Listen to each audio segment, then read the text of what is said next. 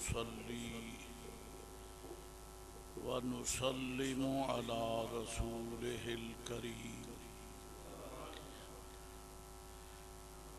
وعلى آله وأصحابه وأهل بيته وذريته أجمعين. أما بعد فأعوذ بالله من الشيطان الرجيم. بسم الله الرحمن الرحيم.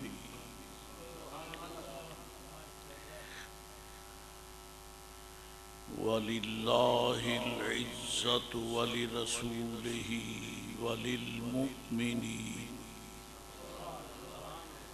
ولكن المنافقين لا يعلمون.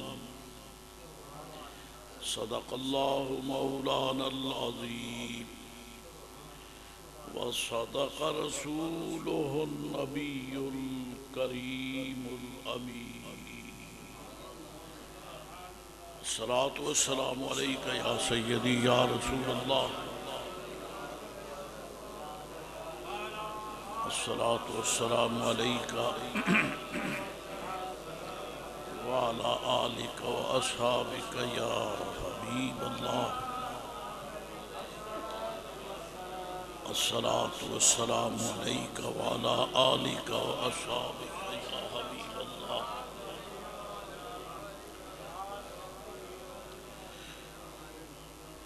قرآن پاک کا 27واں پارہ آخری سورۃ الحدید، اس کے آغاز اور ابتدا میں ارشاد باری تعالی ہے: هو الاول والآخر والظاہر والباطن وهو بكل شيء علیم. مفسرین کے بقول اس آیت میں رب ذوالجلال کے 5 بروایت 6 اسماء کا ذکر ہے، کیونکہ بعض صوفیاء نے ہوا اس کو بھی اللہ تعالیٰ کا اسم قرار دیا ہے. هو اللہ الذی لا الہ الا ہو. اسی لیے سلسلہ عالیہ، چشتیہ، صابریہ ہو یا نظامیہ ہو، اور اب سلسلہ عالیہ نقشبندیہ مجددیہ کے متاخرین نے فتویٰ دیا ہے کہ ذکر بالجہر سالک کے لیے انتہائی ضروری ہے اس دور میں، کیونکہ سلسلہ نقشبندیہ میں متقدمین میں ذکر بالجہر کا کوئی تصور نہیں ہے، وہ ذکر بالسر کرتے ہیں. اور جو کاملین واصلین ہیں وہ تو یہاں تک فرماتے ہیں کہ ذکر بالسر زبان کی بجائے دل سے کیا جائے، اور ایسے اکابرین کی کمی نہیں جن کے قلب، جن کے سر، جن کے لطائف خفیہ، لطائف اخفا وہ ذکر الہی کرتے ہیں. لیکن اب فقیر حقیر نے متاخرین نقشبندیہ مجددیہ سے یہ اپنے کانوں سے سنا ہے. وہ فرماتے ہیں کہ چونکہ اب غلاظت، خباثت، معصیت، نافرمانی کا دورہ ہے، اور جب کپڑا ویسے میلا ہو، داغ نہ لگا ہوا، تو معمولی صابن لگانے سے بھی وہ صاف ہو جاتا ہے. لیکن جب داغ لگ جائے، اور بعض داغ بڑے ہی گہرے ہوتے ہیں، ان کے لیے وہ کیمیابی صفوف، صرف ہو یا لیکوڈ ہو، اسے بلیچنگ کہتے ہیں وغیرہ ذالک، وہ استعمال کرنا پڑتا ہے، تب کہیں جا کے وہ داغ دھلتے ہیں. وہ فرماتے ہیں کہ اب ہم دیکھتے ہیں کہ دنیا میں گناہ اعلان ہو رہے ہیں، اور دکھ کی بات یہ ہے کہ روکنے والا کوئی نہیں الا ماشاء اللہ. اولاد اگر خدا نہ کرے غلطی کرے تو روکنے والے والدین ہوا کرتے تھے، اب وہ بھی چپ ہے. شاگرد اگر غلطی کرتا اساتذہ کرام روکتے، انہوں نے بھی چپ سادھ لی الا ماشاء اللہ. مسترشد، مرید، طالب، قاصد، سالک اگر غلطی کرے، خطا کرے، گناہ کرے تو مرشدانی طریقت اسے روکتے تھے. تنقید نہیں، اپنے دکھ کا رونا ہے. اب ہمیں مرشدانی طریقت کے آستانے بھی چپ نظر آتے ہیں الا ماشاء اللہ.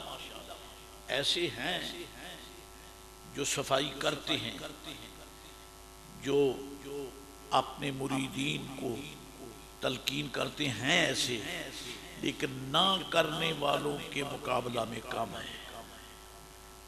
تو پھر آپ اندازہ کر لیں، جہاں مسترشد کو آستانہ مرشد سے روحانی خوراک نہ ملے، جہاں طالب العلم کو اپنے استاد گرامی سے یہ روحانی غذا نہ ملے، جہاں اولاد کو والدین کے گود سے یہ خوراک نہ ملے، کدھر جائے؟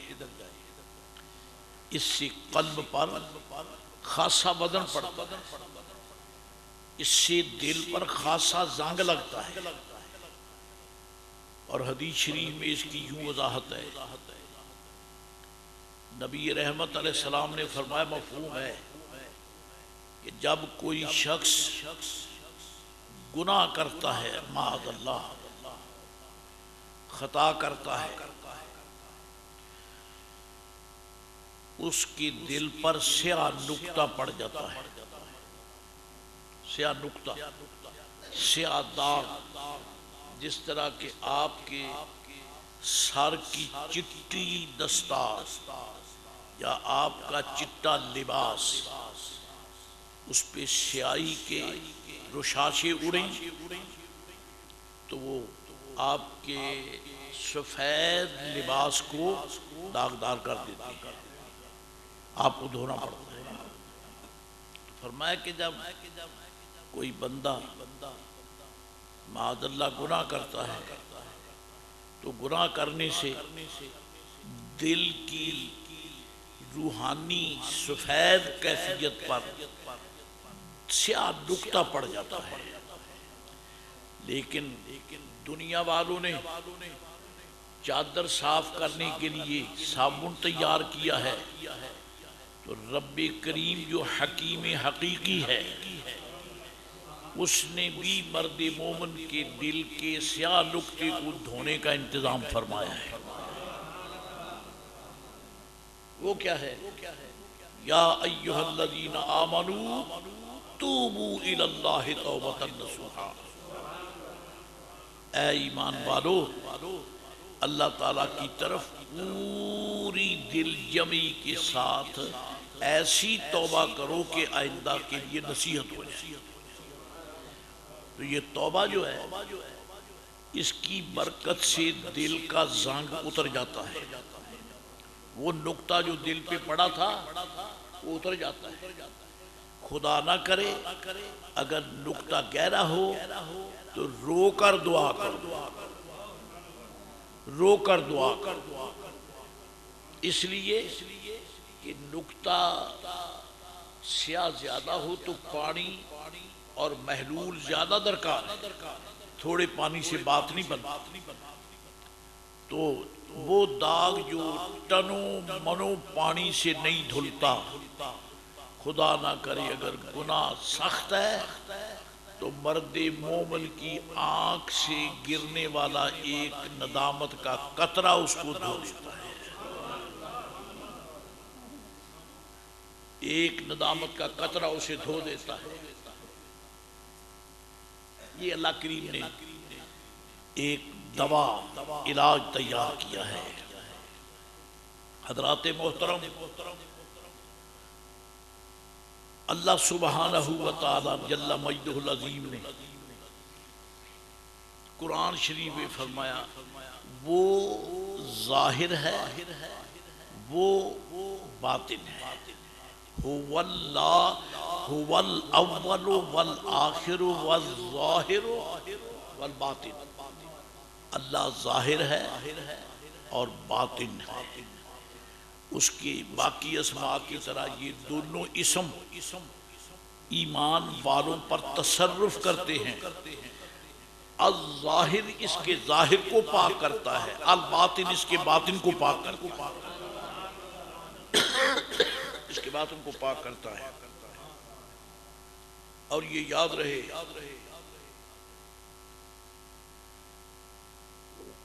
کہ باطن کو ظاہر کے مقابلہ میں اللہ کا اسم ہونے کے حوالے سے کمزوری کسی میں نہیں ہے، لیکن رب کریم نے الباطن کو الظاہر پر اس حوالے سے غلبہ عطا کیا ہے کہ اگر خدا کرے باطن سنور جائے تو ظاہر جلدی سنور جاتا ہے، اگر باطن سنور جائے اور باطن صحیح ہو تو ظاہر صحیح ہو جاتا ہے۔ لیکن بعض لوگ یہاں بھی دھوکہ دیتے ہیں، وہ کہتے جی ہمارا ظاہر ٹھیک، ہمارا باطن ٹھیک ہے، ہمیں ظاہر کی ضرورت نہیں ہے۔ وہ غلط کہتے ہیں، ظاہر گٹھلی ہے، باطن گٹھلی ہے اور ظاہر اس کا تنا ہے۔ اگر کوئی یہ کہے کہ گٹھلی نہیں ہے لیکن تنا ظاہر میں ہے، نیچے گٹھلی وغیرہ کوئی نہیں، مانے گیا؟ نہیں مانے گیا۔ تنا اس گٹھلی کے بغیر اگتا ہی نہیں، پودا اس بیج کے بغیر اگتا ہی نہیں۔ بیج باطن ہے، پودا ظاہر ہے، گٹھلی باطن ہے، درخت ظاہر ہے، دل باطن ہے، جسم ظاہر ہے۔ اب آپ چلیے آگے چلیں، جب تک ظاہر کی مدد باطن نہ کرے ظاہر مطلوبہ فوائد دے ہی نہیں سکتا۔ یہ کیسے؟ یہ کیوں کر؟ یہ اس طرح، یہ بلب جل رہے ہیں، جب چمکتے ہیں تو ماحول چمکتا ہے، لیکن یہ باطن کے بغیر کام نہیں دیتا۔ کیوں؟ جب تک اس میں کرنٹ نہیں آتی۔ اس وقت بے شک کتنی بھی انرجی سیور لگا لو، روشنی ہوگی نہیں ہوگی۔ تو پتہ چلا اس کی وہ کرنٹ جو ہے نا وہ ہے باطن، اور یہ انرجی سیور کا حجولہ یہ ہے ظاہر. وہ باطن آ کے متجلی ہوگا تو یہ چمکے گا، وہ متجلی ہوگا تو چمکے گا، اس کے بغیر یہ چمک نہیں سکتا، کیونکہ وہ باطن ہے، اور باطن اثر ڈالے گا تو ظاہر سنورے گا، ظاہر سنورے گا. حضرات گرامی قدر، رب کریم جل مجدہ العظیم نے یہ ایک ایسا دستور رکھا ہے، ظاہر میں جتنی طاقت آتی ہے ساری باطن کی برکت ہے، باطن کی برکت ہے. اب باطن کے بھی 2 درجے ہیں. ایک باطن وہ ہے جو ظاہر کے مزاج کا ہے، ایک باطن وہ ہے کہ اس کا اپنا مزاج ہے، وہ ظاہر کو اپنی طرف کھینچتا ہے، خود ظاہر کی طرف نہیں آتا. وہ کیا ہے؟ الحمدللہ آپ کو پیاس لگی، آپ نے پانی پیا، بھوک لگی، حلال لقمہ کھایا، طبیعت نے طلب کی تو تفقہن پھل کھایا، ٹھیک ہے. پانی باطن ہے، اندر پہنچا معدے میں، معدے کی پیاس اور ہیٹ جو ہے اس کو ختم کیا، آپ کو سکون ہو گیا، جسم کو سکون ہو گیا. تو میرے دوستو بزرگوارو، یہ تو ایک باطن کا وہ حصہ ہے جو صرف ظاہر کی پیاس بجھاتا ہے، اور ایک باطن وہ ہے جو جسم ظاہر کو ایسی پیاس لگنے نہیں دیتا جو کہ طبیعت اخاذہ یا نفس لوامہ کی تعمیل کرے، ایسی پیاس لگنے نہیں دیتا. اور یہ باطن کن کا باطن ہے؟ یہ اولیاء اللہ کا باطن ہے، اولیاء اللہ کا باطن ہے. حیولہ اسمبلنگ، جب آپ کے کاریگر جوڑتے ہیں پرزے، اور وہ پرزے جوڑ کے بن جاتے ہیں موٹر، کار، انجن، مشینری بن جاتی ہے، تو کیا یہ پرزے جوڑ کر خود ہی بھاگنے لگیں گے؟ خود نہیں بھاگتے. ان کے اندر باطن ہونا چاہیے، ان کا باطن ہونا چاہیے. وہ باطن ہوگا تو کار دوڑے گی، ورنہ نہیں دوڑتی. وہ باطن کیا ہے؟ وہ جناب محترم ایندھن ہے جو پائپ لائن کے ذریعے اپنے مرکز سے چلا اور آپ کی موٹر میں پہنچا. وہ وہاں سے چلا آپ کی موٹر میں پہنچا. جب موٹر کے اندر ایندھن پہنچ گیا، ڈیزل ہو یا پیٹرول ہو جی یا ہائی سپیڈ ڈیزل ہو، تو جب وہ پہنچتا ہے پھر کوئی چلانے والا ہو تو وہ ایک سوئچ آن کرتا ہے، گاڑی دوڑتی ہے، بھاگتی ہے. پتہ چلا جب تک باطن نے کام نہیں کیا ظاہر میں تیزی نہیں آتی، ظاہر میں افادیت نہیں آتی، اور پھر وہ باطن جتنا طاقتور ہوگا ظاہر کو اتنی جلا ملے گی. اللہ والو، بزرگان دین، آپ اندازہ کریں، ہمارا ایک باطن ہے جو ہمارے صرف اور صرف ہمارے معدے کو مطمئن کرتا ہے، اور جسم میں توانائی آتی ہے. ہم پکڑ بھی سکتے ہیں، ہم دوڑ بھی سکتے ہیں، ہم دیکھ بھی سکتے ہیں، ہم سن بھی سکتے ہیں، لیکن ایک حد تک اللہ کے ولیوں کے قلوب میں جو باطن آتا ہے وہ محمد عربی کی روحانیت ہے.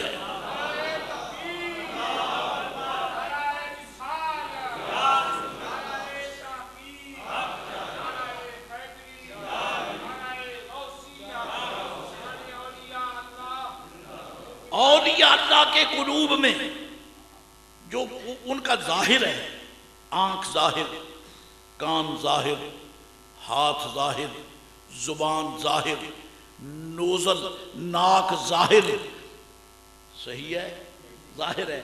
لیکن اس کا بطون جو ہے نا یارو، ایک ڈیزل ملا پٹرول ہو تو تھوڑے بہتا گاڑی بھاگے گی لیکن انجن ڈیمیج ہو سکتا ہے. ایک صحیح پیٹرول ہو تو وہ زیادہ تیز چلے گا. لوگ کہتے ہیں سی این جی سے انجن زیادہ نہیں بھاگتا، اس کے مقابلے میں پیٹرول سے زیادہ بھاگتا ہے. تو جس میں صرف دنیاوی خوراک کا یعنی ایندھن ہو وہ جسم پکڑتا ہے، اس کو پکڑ لیا، اس کو پکڑ لیا، اس کو پکڑ لی. لیکن جن اولیاء کے قلوب میں مصطفیٰ کی محبت کا چراغ آتا ہے، قسم بخدا وہ بیٹھا بغداد میں ہے، کائنات ساری کا تصرف کرتا ہے. سازاد ہوتا ہے.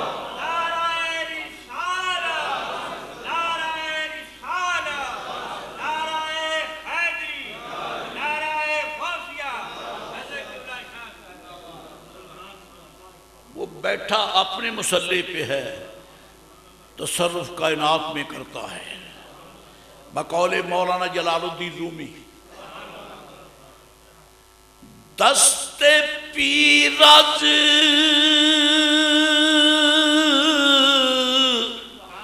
غائباں کوتاہ نے، دست پیرز غائباں کوتاہ نے، دست او جز قبضہ اللہ نے، جز قبضہ اللہ نے. جن کے بطون میں ذات حق کی تجلی ہوتی ہے، دست پیرز غائباں کوتاہ نے. وہ بیٹھا جہاں ہے نگاہ کائنات کو دیکھتی ہے. خطبہ مدینہ شریف میں ہو رہا ہے، حضور کے منبر شریف پہ ہو رہا ہے، صحابہ کرام خطبہ سن رہے ہیں کہ فاروق اعظم فرماتے یا ساریۃ الجبل، ساریہ پہاڑ کا خیال کرو. مسجد نبوی شریف میں پہاڑ ہے نہیں ہے نا؟ صحابہ کرام حیران ہے، پہاڑ تو یہاں ہے نہیں. اور ساریہ بھی یہاں نہیں ہے، کیونکہ ساریہ جب جنگ لڑنے کے لیے گئے ہوئے 2 مہینے کی راہ نہاوند علاقہ ہے، وہاں جنگ کے لڑنے کی نہ یہاں پہاڑی ہے نہ یہاں نہاوند ہے. اور فاروق اعظم کہتے یا ساریہ تو اے ساریہ الجبل، پہاڑ کا خیال کرو. پتا چلا فاروق اعظم جن کی نظر تو ان کے ڈھیلوں میں ہے لیکن بطون میں نور مصطفیٰ متجلی ہے. سرکار کا نور متجلی ہے. وہاں بیٹھے ان کو بھی پڑھا رہے ہیں، ساریہ کی بھی یعنی مقتدائی فرما رہے ہیں. ساتھ نہیں کہا مولانا جلال الدین رومی نے جی دست پیرز. میں بہت ڈر کے خدا کی قسم سچ ہے، لیکن چونکہ واقعہ جو نگاہ کا ہے لہذا یوں بھی پڑھ لوں تو حرج نہیں. چشم پیرز غائباں کوتاہ نے، دست چشم پیرز غائباں، اس کو یوں بھی کہہ سکتا ہوں پائے شیخ غائباں کوتاہ نے. اس کو میں یوں بھی کہہ سکتا ہوں جسد پیرز غائباں کوتاہ نے. ان کی آنکھیں بھی، ان کے کان بھی، ان کا جسم بھی، ان کے ہاتھ بھی اپنے منگتوں سے دور نہیں ہیں.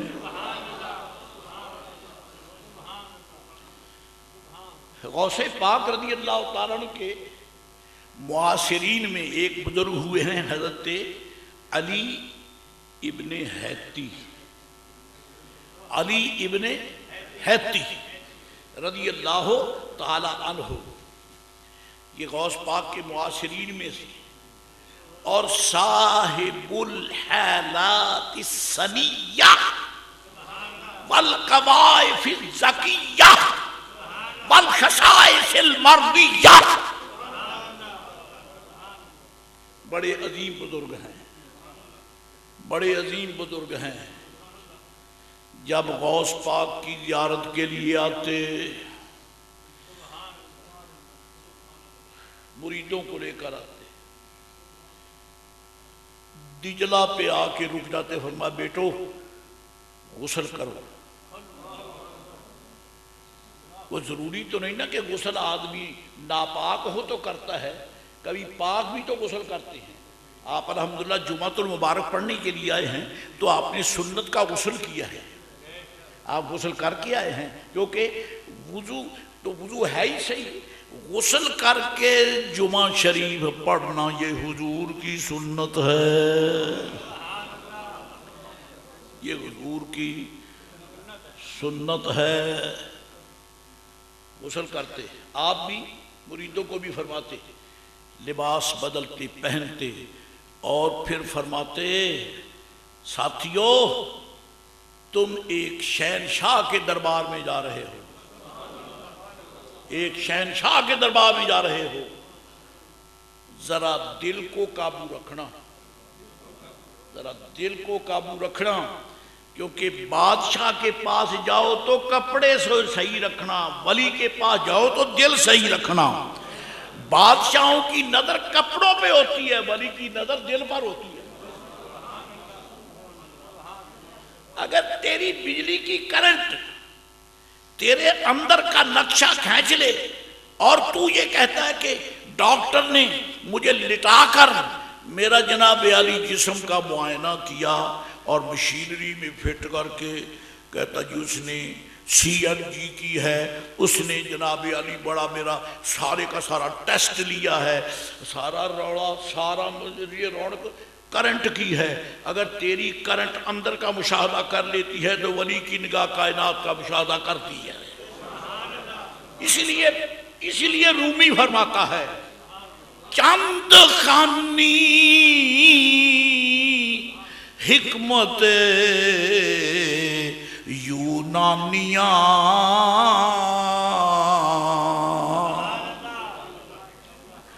میری مجبوری ہے فارسی پڑھنے سے مجھے ذوق آتا ہے جی۔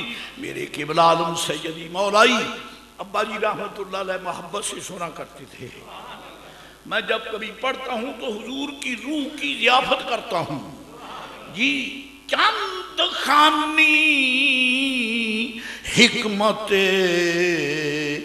یونانیاں، حکمت ایمانیاں را ہم بخاں۔ اور کب تک یونان کی حکمت پڑھے گا، کبھی ایمان کی حکمت بھی پڑھ لیا کرو۔ حکمت ایمانیاں را ہم بخاں۔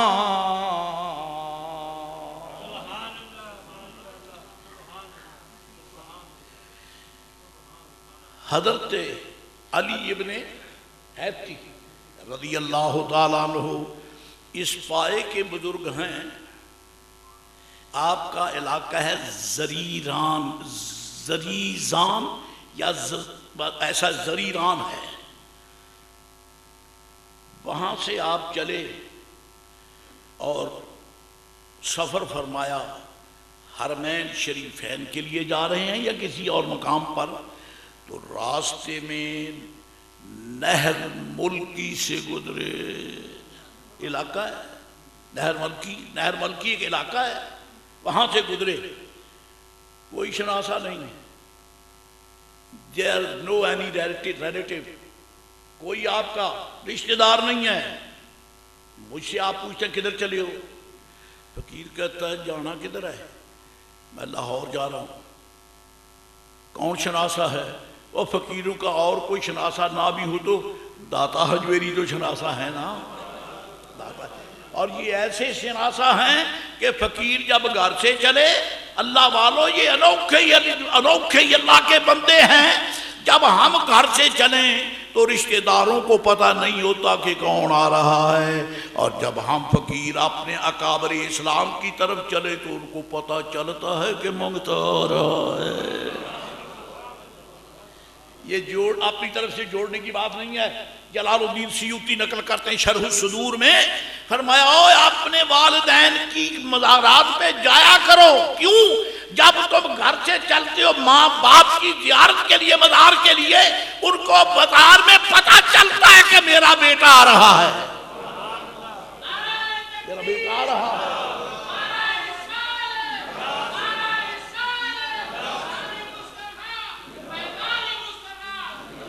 کو پتہ چلتا ہے کہ میرا بیٹا آ رہا ہے، اور قسم با خدا وہ ایسے ہی خوش ہوتے ہیں جس طرح دنیا میں جب آپ ملتے تھے تو وہ خوش ہوتے تھے۔ نیر ملکی شہر میں پہنچے، کہاں؟ فَنَزَلَ عِنْدَ رَجُلٍ، ایک شخص کے ہاں آپ ٹھہرے جو رشتہ دار نہیں ہے لیکن خوش قسمتی کے سنی ہے۔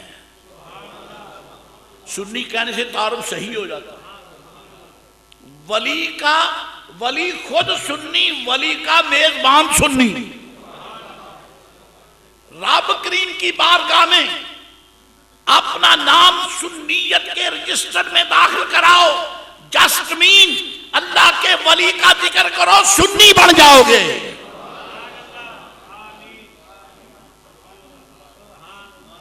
کوئی جلے مرے تو ہمیں کوئی ضرورت نہیں ہے، غوث پاک کا نام لیا کرو،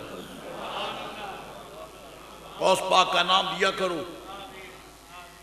جس مقدس اور پاک سلسلہ طریقت، سلسلہ علیہ چشتیہ صابریہ کا یہ فقیر غلام ہے، اس سلسلے میں فرضوں کی نماز کے بعد 21 مرتبہ اللہ اللہ کہتے ہیں، 21 مرتبہ پیر مرشد کا نام لیتے ہیں۔ ہمیں سکھانے والوں نے تو یہ سکھایا ہے۔ حضرات گرامی قادر، آپ پہنچ گئے، ان کے ہاں ڈیرا لگایا، بظاہر کوئی شناسائی نہیں ہے لیکن تھا وہ سنی۔ اب ایک جملہ کہے بغیر میں نہیں جا سکتا، رہ نہیں سکتا۔ سنی سارے ولیوں کا رشتہ دار ہے، سنی سارے ولیوں کا تعلق رکھنے والا ہے۔ ہم کسی ولی سے ڈسکنیکٹ نہیں ہیں، ہم ہر ولی کے خادم ہیں، ہر ولی سے خادم ہیں، ہر ولی کے خادم ہیں، ہر ولی کے خادم ہیں۔ جی سنو، اللہ فرماتا ہے کونوا مع الصادقین، نیکوں کے ساتھ ہو جاؤ۔ اب کہاں ڈھونڈتے پھریں؟ یہ نیک ہے، یہ نیک ہے، یہ نیک ہے، یہ سچا ہے، وہ سچا، کہاں ڈھونڈیں؟ فرمایا چپ کر جاؤ، ولی کے آستانے پہ آ جاؤ، جو بھی ہوگا وہ سچا ہی ہوگا۔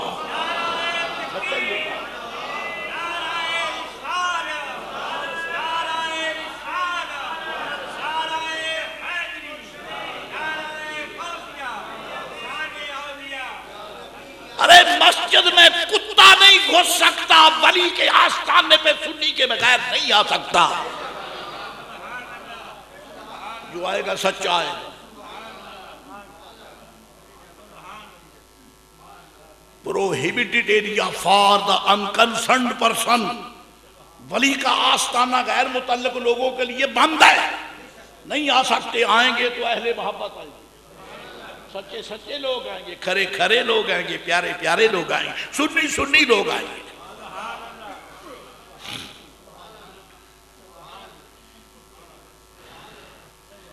یہ جلتے جلتے مرتے مرتے ہی ساری زندگی گزار گئے۔ شاباش سنیوں کے، یہ جلتے مرتے بھی ہیں، پھڑکتے بھی ہیں، رہتے بھی پھڑکیں۔ سنی جانے ولی کے آستانے سے نہیں رکتے، رکنا بھی نہیں ہے، رکنا بھی نہیں ہے۔ بے وقوف نے اپنی ڈیوٹی غلط لگائی ہے، ادھر کیوں جاتے ہو؟ پاگلو، ہمیں روکو، شراب خانے سے روکو، گردن جھکی ہے۔ ہمیں روکو، ظالموں سے روکو، گردن جھکی ہے۔ ہمیں روکو، اپنے الیکشن آفس سے روکو، گردن جھکی ہے۔ ناراض تو نہیں ہو گئے؟ میں نے سیاسی لفظ استعمال کر لیا ہے، ایسے تو ایک باری تو اندر کو روڈ پہ ہے۔ حضرات گرامی، ہمیں روکو تو برائی سے روکو، ہمیں روکو تو بروں سے روکو، ہمیں روکو تو جھوٹوں سے روکو، ہمیں روکو تو زندیقوں بدعقیدوں سے، ارے ہمیں روکو تو وہابیوں سے روکو، ہمیں روکو تو نجدیوں سے روکو، بدبختوں ہم قادریوں سے نہیں روک سکتے، ہم چشتیوں سے نہیں روک سکتے، ہماری زندگی کا تو نور چشتیہ، صابریہ، قادریہ، نقشبندیہ، مجددیہ، زندگی کا نور ہے۔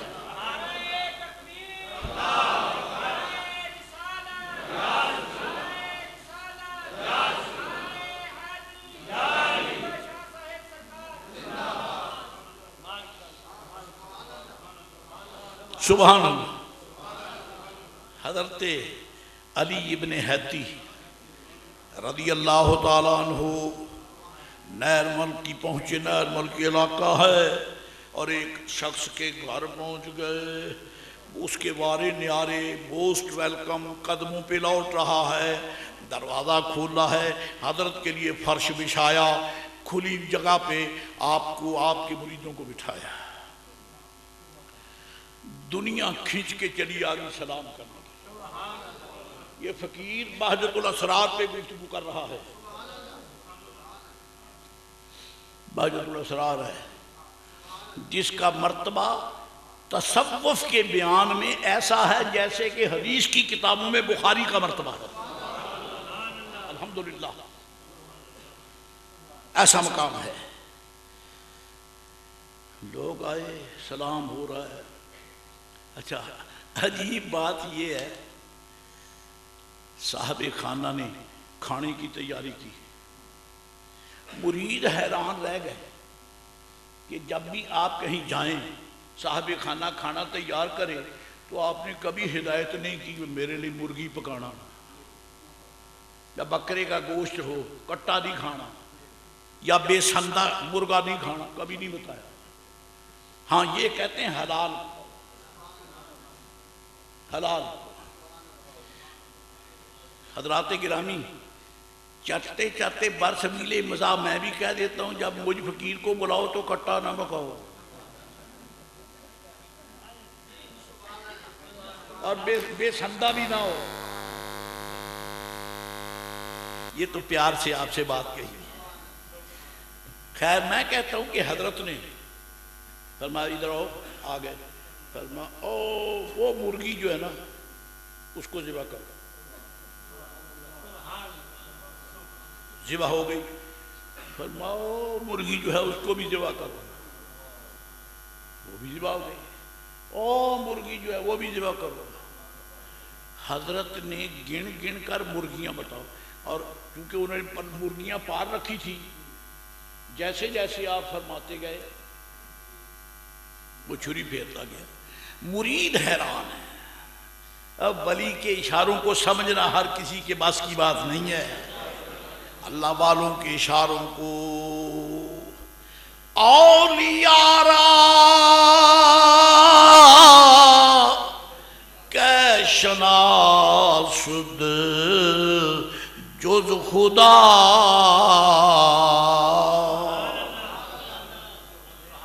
اولیاء را کہ شناسد جز خدا، یا شناسد آنکھ باشد اولیاء، اولیاء یا شناسد آنکھ باشد اولیاء۔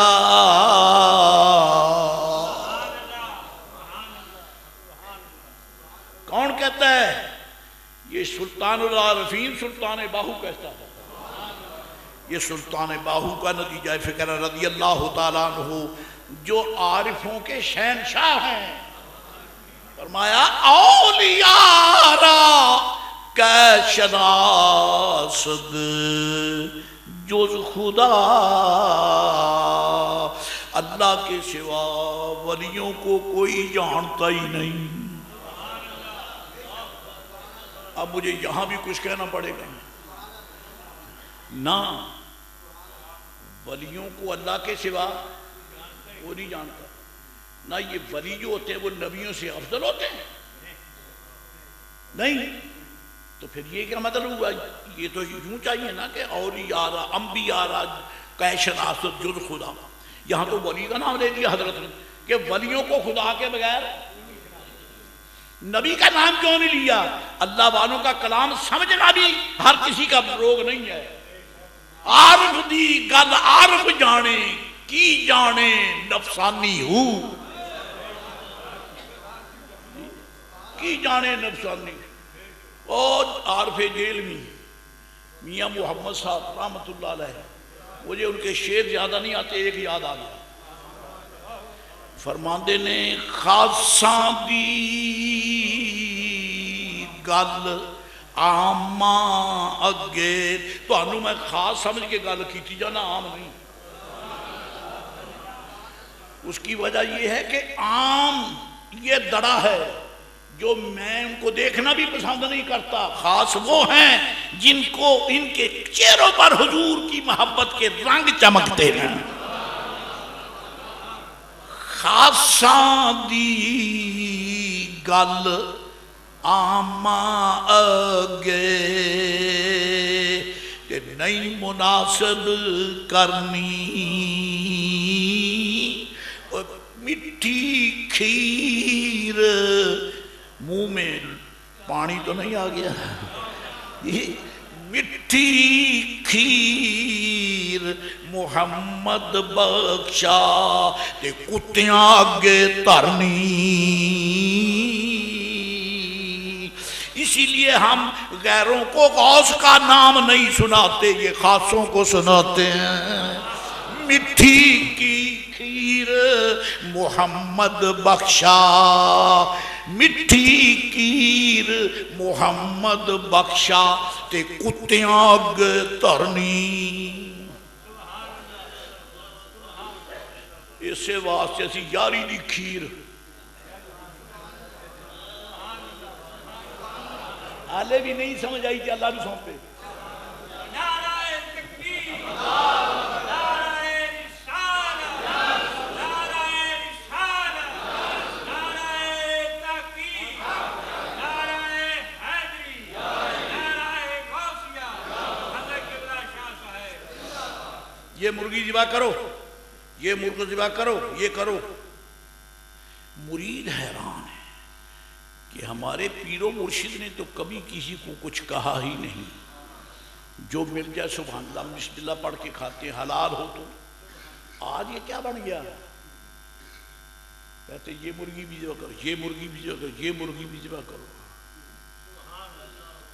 اب چلیے، مالک نے تعمیل کی، چھری پھیری، چھری پھیر کر اس کی کھال یا پر ادھیڑے، جب اس کے ٹکڑے کیے تو اس کے سنگ دانے کو کھولا، جنہوں پوٹا کہتے ہو، سنگ دانا کھولا تو ایک کو کھولا تو اس میں سونے کا ایک ٹکڑا نکلا، سونے کا ٹکڑا نکلا۔ حبت الذهب خرج منها حبت الذهب، سونے کا کرش، سونے کا ٹکڑا نکلا۔ وہ گھر والا حیران ہو گیا، فرمایا دوسری بھی، اس کو بھی ذبح کیا، ادھیڑو کھال، ادھیڑ دی، کاٹو اس کو، کاٹا، سنگ دانا کھولو، کھولا تو دوسرا ٹکڑا۔ جی تو پھر فقیر نے صحیح ترمیم کی ہے، چشم پیر از غائباں اتاہنے، چشم او جز قبضائے اللہ نے۔ وہ دوسرا ٹکڑا نکل آیا، تیسرا، اس کو چھری پھیری، وہ کاٹا تو اس کے سنگ دانے سے تیسرا ٹکڑا نکل آیا۔ اب جنہیں پتا نہیں تھا وہ کہنے یا ایک اتھو نکل آیا سونے دے ٹکڑے، تے گھر بھر میں یعنی ذوق و جذبات میں کوہرام برپا تھا۔ بچ گئے۔ کیسے بچ گئے؟ گھر میں جو خاتون تھی نا اس پر تہمت لگی تھی کہ سونے کی ڈبیا میں سونے کے ٹکڑے تھے، وہ اس نے چرا لیے۔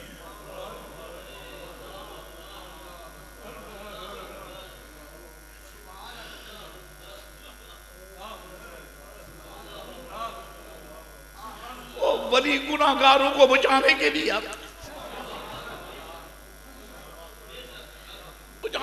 آتے ہیں، ولی گناہگاروں کو بچانے کے لیے آتے ہیں۔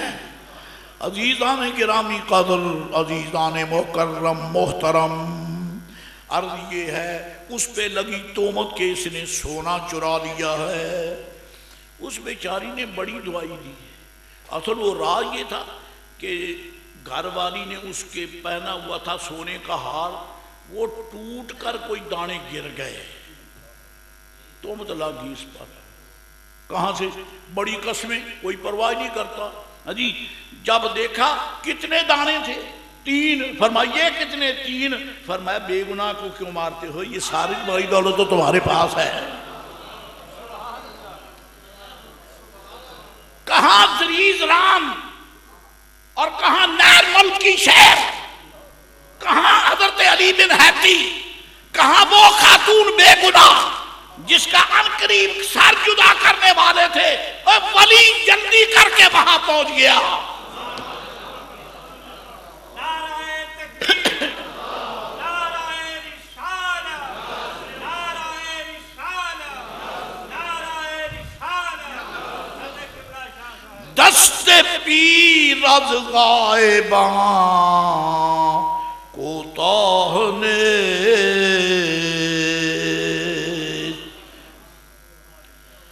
قسم کھا کے کہتا ہوں فاروق اعظم کی نگاہ نے حضور کے غلاموں کا سارا لشکر بچا لیا۔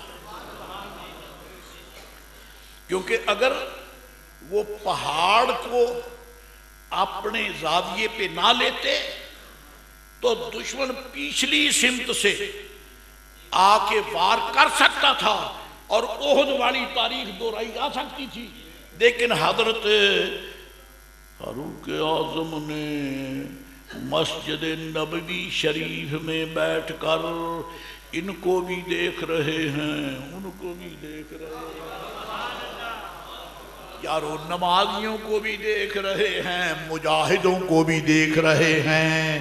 تو مجھے یہ بتاؤ یہ شان ہے خدمت گاروں کی، تو سرکار کا عالم کیا ہوگا؟ چاہیں تو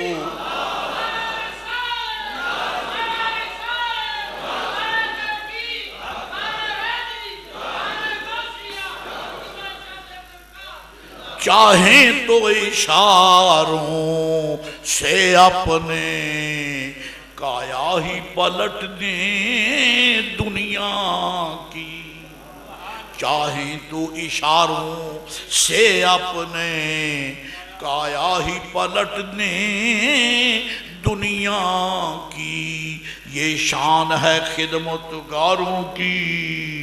یہ دیکھا میرے آقا کی نظر؟ عمر وہ جو معاذ اللہ حضور میں تلوار کا وار کرنے کے لیے آیا اور میرے آقا نے اپنا بنا کے تلوار دے دی، عمر کو بٹھا دیا منبر پر، فرمایا مجھ میں وار کرنے والے اب کافروں میں وار کر۔ یہ شان ہے خدمت گاروں کی، تو سرکار کا عالم سرکار دو عالم کے در پر انوار لٹائے جاتے ہیں، بدکار یہاں جو آتے ہیں ابرار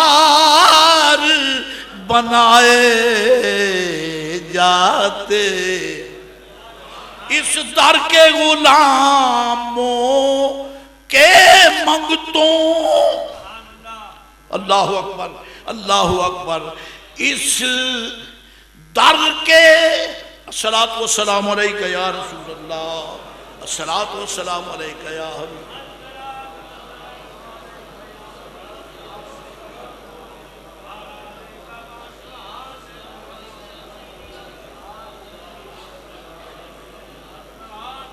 اس در کے منگتوں کو ہر دم اسرار بتائے جاتے ہیں اس در کے غلامان حبشی سردار بنائے جاتے ہیں یہ ساریۃ الجبل ساریہ پہاڑ کا خیال کرو پہاڑ کا خیال کرو شعبہ حیران ہے ساریہ بھی یہاں نہیں پہاڑ بھی یہاں نہیں وہ تو 2 میل کے سفر پر ہیں اور فاروق اعظم پتہ نہیں کیا کر رہے ہیں چپ کر گئے کیوں دل نے کہا جانتے نہیں ہو جانشین کس کا ہے جانتے نہیں ہو جانشین کس کا ہے یہ جانشین اس محبوب کا ہے جو جہاں بیٹھے ساری خدائی پہ نظر رکھتے ہیں ساری خدائی پہ نظر رکھتے ہیں ساری خدائی پہ اور یہ تو آقا کی بات ہے میرے آقا کا شہزادہ کیا فرماتا ہے غوث پاک کیا کہتے ہیں فرمایا ان بؤبؤۃ عینی فی لوح محفوظ میں بیٹھا بغداد میں ہوتا ہوں میری نظر لوح محفوظ میں ہوتی ہے نعرہ تکبیر نعرہ رسالت نعرہ رسالت نعرہ تحقیق نعرہ حیدری تو میں اب یہ بھی کہہ سکتا ہوں چشم غوث از غائباں کوتاہ نے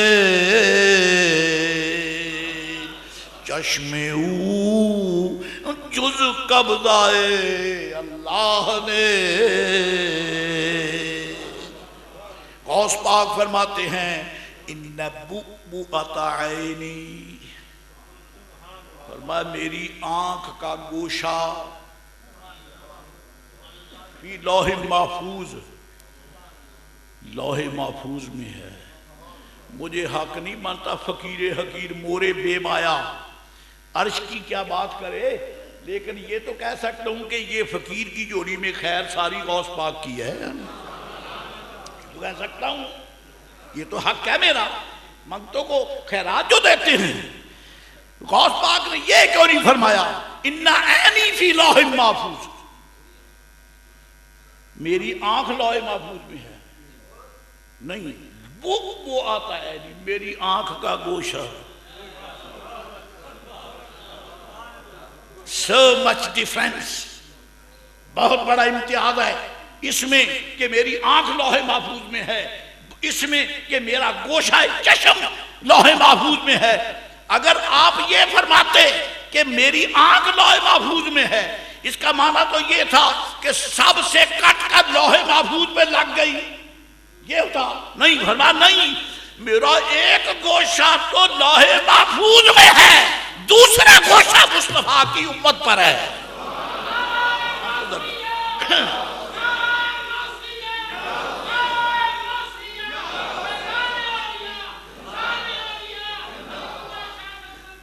چشم غوث از غائباں کوتاہ نے چشم او جز قبضہ اللہ نے جز قبضہ اللہ نے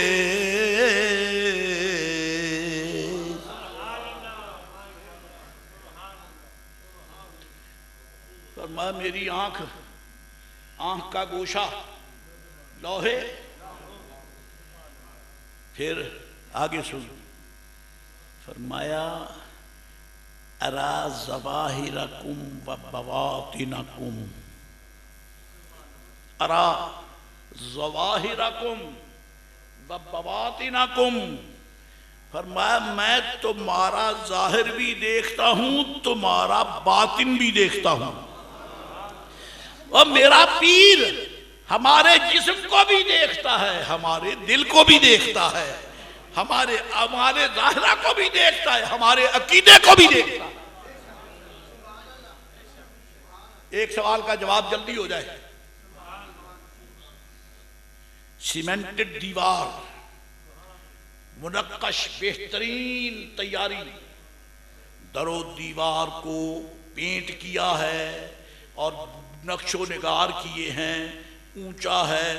دیکھنے والا باہر سے کہتا ہے واہ بھائی واہ، کیا ہی اچھا مکان ہے، کیا ہی اچھا مکان ہے، کیا ہی نقش و نگار، کیا ہی رنگ بھرا ہے، کیسی اچھی دیواریں ہیں، کیسی اٹھان ہے، بھائی بہت خوب بنا ہے. آپ جیسے سیانے کہا ہے اندر جھانک کے دیکھ، اندر جھانک کے دیکھ. اندر دیکھا تو نرے باندر، نرے باندر. اندر دیکھا تو نرے کتے. ظاہر کی آرائش سے کچھ نہیں بنتا جب تک کہ دل کے اندر مصطفیٰ کا پیار نہیں ہوتا. ظاہر کی آرائش سے کچھ نہیں بنتا.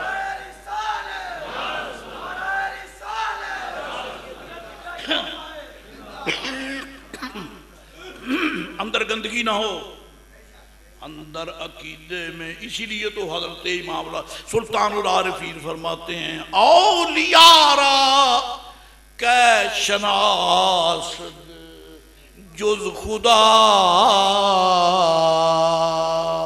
یا شناسد آنکھ باشد اولیاء.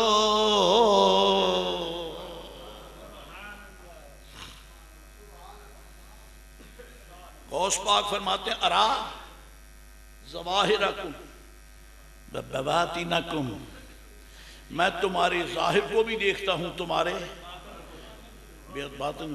آگے کیا فرماتے ہیں لولا لجام شریعت علی لسانی، اگر سرکار کی شریعت کی لگام میری زبان پر نہ ہوتی.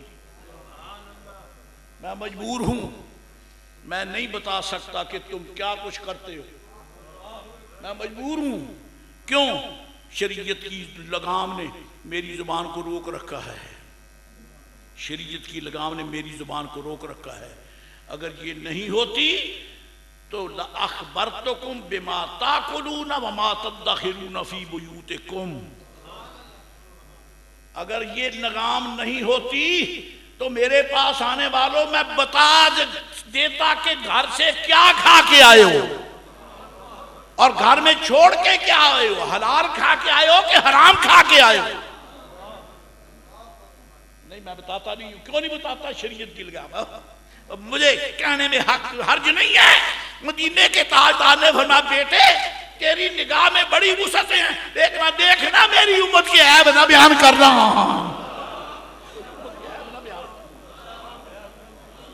حوصلہ کرنا، حوصلہ کرنا. ایسا نہ ہو کہ تو عیب بیان کرے، کیونکہ جو تو عیب بیان کرے گا لگ جائے گی مور، مور لگی تو بخشا نہیں جائے گا. لولا لجام شریعت علی لسانی لاخبرتکم بما تاکلون وما تدخرون فی بیوتکم.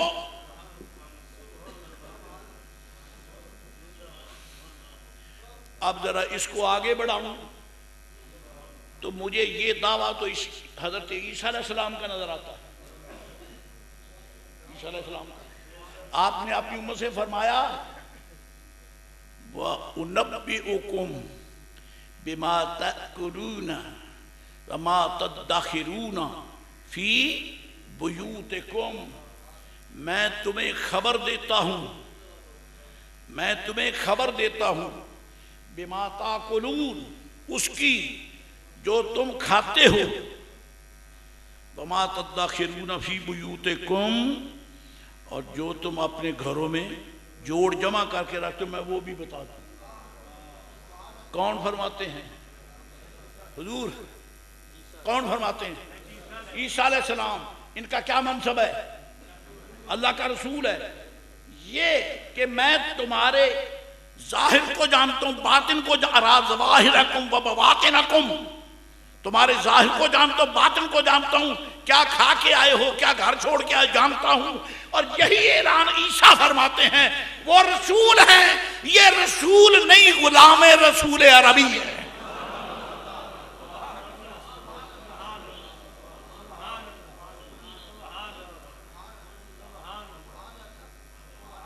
بڑے عرصے کے بعد ایک شعر یاد آیا،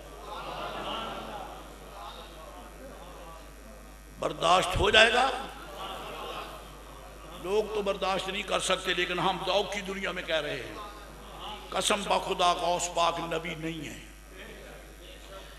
اللہ سچے کی قسم ہے کہ غوث پاک رسول نہیں ہے، نبی نہیں ہے۔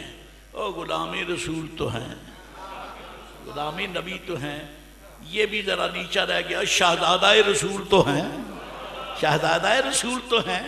خود میرے آقا نے آپ کے ابا جان سے فرمایا، جس دن حضرت کے آپ کی ولادت ہوئی، فرمایا موسیٰ ہوا ابنی، یہ میرا بیٹا ہے، یہ شہزادہ رسول ہے۔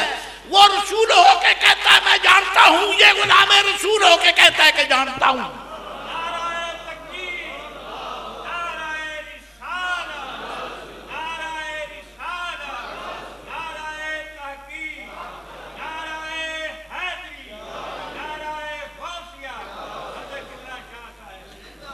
نانک دادک ولوں سوچا، میرا غوث 11ویں واڑہ پیر، غوث پاک، غوث اعظم، 12 سال کا غرق بیڑا چلانے والا غوث، تو نانک دادک ولوں سوچا، تے اچا حسبوں نسبوں، تے نبیاں نالوں کٹ نہ ریا، کئی صفتوں کئی وصفوں۔ نبی نہیں ہے، نبی نہیں ہے، غلام نبی ہیں، رسول نہیں ہیں، غلام رسول ہیں۔ اور غلاموں اور منگتوں شہزادوں کے درجات ہوتے ہیں، جو کسی درجے کا، ایک شہزادہ لاہور میں جلوہ گر ہے جسے داتا اجمیری کہتے ہیں، ایک شہزادہ اجمیر میں جلوہ گر ہے جسے خواجہ اجمیر کہتے ہیں، ایک شہزادہ دلی میں جلوہ گر ہے جسے نظام الدین اولیاء کہتے ہیں۔ جی یہ بڑے بڑے عظیم شہزادے ہیں، یہ بڑے بڑے عظیم شہزادے ہیں۔ نانک دادک ولوں سوچا، یہ اتنے بڑے شہزادوں کا نام لے کر امام شافعی دعا مانگتے ہیں،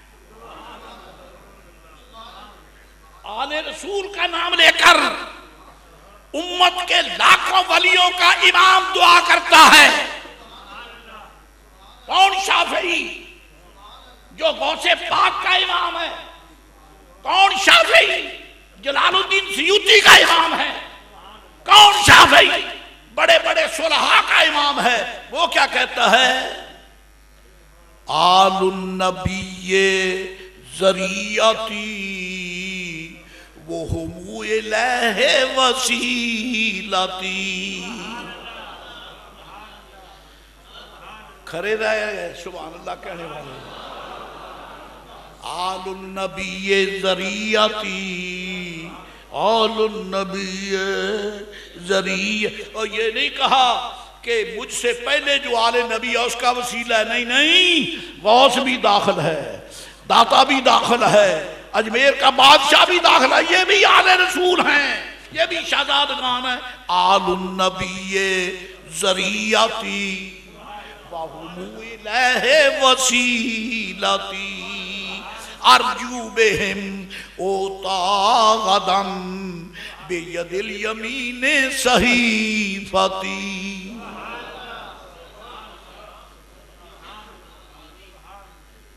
فرمایا ان کی محبت کا صدقہ مجھے یقین ہے قیامت میں اللہ تعالیٰ فرمائے گا شافعی ادھر آؤ، یہ لے دائیں ہاتھ میں اعمال نامہ. شافعی ادھر آؤ، یہ اعمال نامہ دائیں ہاتھ میں لے لو. مولا کون سا عمل؟ فرمایا آل رسول کا پیار. تو میں اپنی زبان استعمال کروں گا. غوث اعظم کا پیار، اجمیری بادشاہ کا پیار، خواجہ اجمیر کا پیار. میرے دوستو شہزادے پہلے ہوں یا بعد میں سارے مصطفیٰ کے شہزادے ہیں.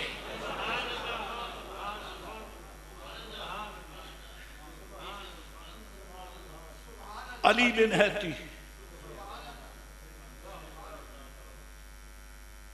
تینوں ذبح کی، ہر مرغی سے ایک ایک دانہ،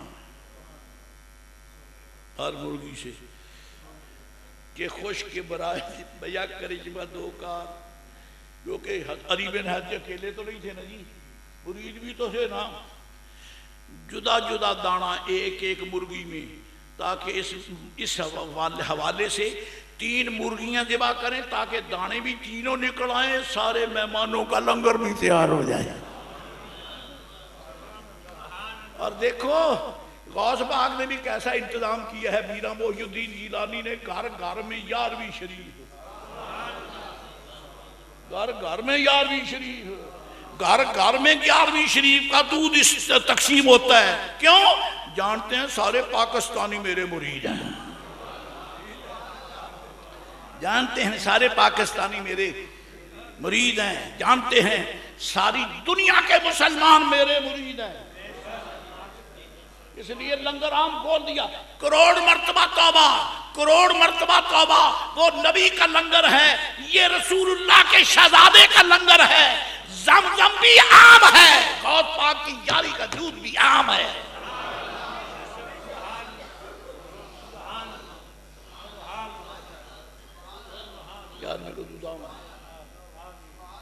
آج بھی ان پڑھ قسم کے لوگوں کے ہاں کو جو لوگ دودھ لینے جاتے ہیں نا، کہتا ہے گل سن بھائی یاری نو نام ہی دودھ لینا. ہاں آمیں تے تینو بیچن کیتے نہیں جنا بہاتے جنہ مرضی پاویں کھیر پی لے.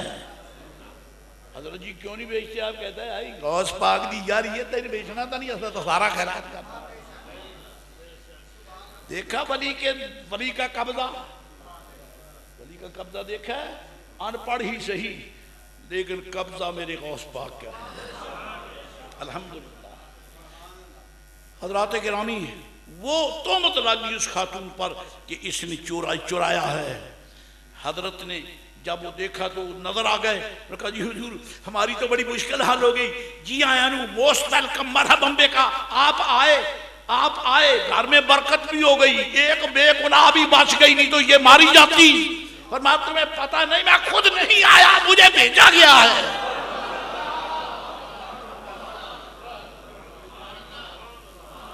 میں خود نہیں آیا، مجھے بھیجا گیا ہے. سرکار فرما رہی جلدی کر، جلدی میری ایک لونڈی کو مار دیں گے، جلدی جا. دیکھنے والوں نے سمجھا کہ بابا جی ککڑی کھانے کے لیے ایسا کرتے ہیں. جب کھول کے دیکھا نکلا سونا. اب پتا چلا ولی کی نگاہ تک کسی کی رسائی ہے ہی نہیں.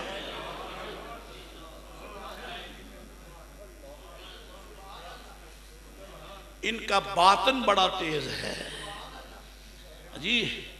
ڈیزل اتنی سپیڈ نہیں دیتا جتنی پیٹرول دیتا ہے. یہ تو ایک بڑی گھٹیا مثال ہے. اور یہ کرنٹ اتنی طاقت نہیں رکھتے جتنی ولی کے اندرون قلب کی کرنٹ ہے.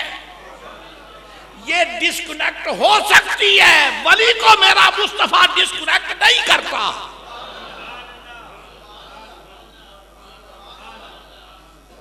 ولی ہمیشہ ولی ہے، ولی ہمیشہ ولی ہے، غوث ہمیشہ غوث ہے، فرید ہمیشہ فرید ہے. جب سے جنت بانٹنا شروع کیا ہر سال بانٹتا ہے.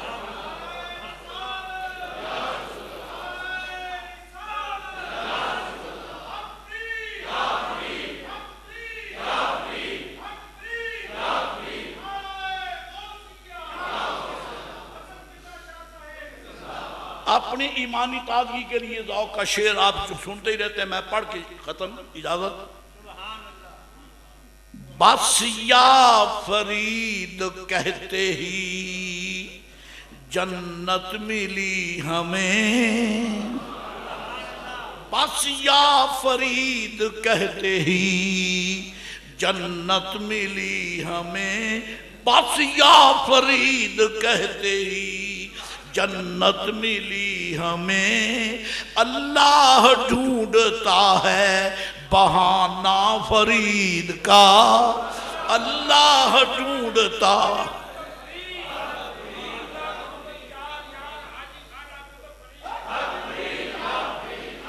سبحان اللہ ڈھونڈتا ہے بہانہ فرید کا، اللہ ڈھونڈتا ہے بہانہ فرید کا، مستانہ ہو رہا ہے زمانہ فرید کا، مستانہ ہو رہا ہے زمانہ فرید کا، دستے پیر از غائبوں کوتاہ نے،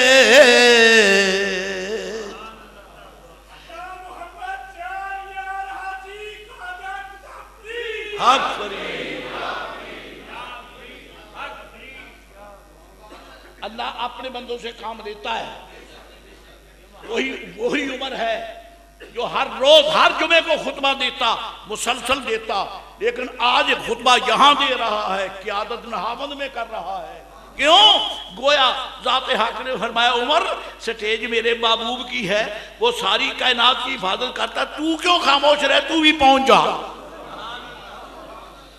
ادھر خطبہ جاری ہے، ادھر قیادت جاری ہے، ان کا نماز پوری ہو گئی، ان کا جہاد پورا ہو گیا، ولی کی آنکھ بھی دور تک دیکھتی ہے، ولی کے ہاتھ بھی دور تک دیکھتے ہیں، کھڑے رہ گئے ولیوں کو ماننے والوں۔ میں یہ کہتا ہوں ولیوں کی غلامی کرو، عملی طور پر، اعتقادی طور پر، اگر کسی ولی کی نگاہ ہزاروں میل تک جاتی ہے اور تیری میری قبر تو قریب ہے، خاص کی نظر یہاں بھی جاتی ہے۔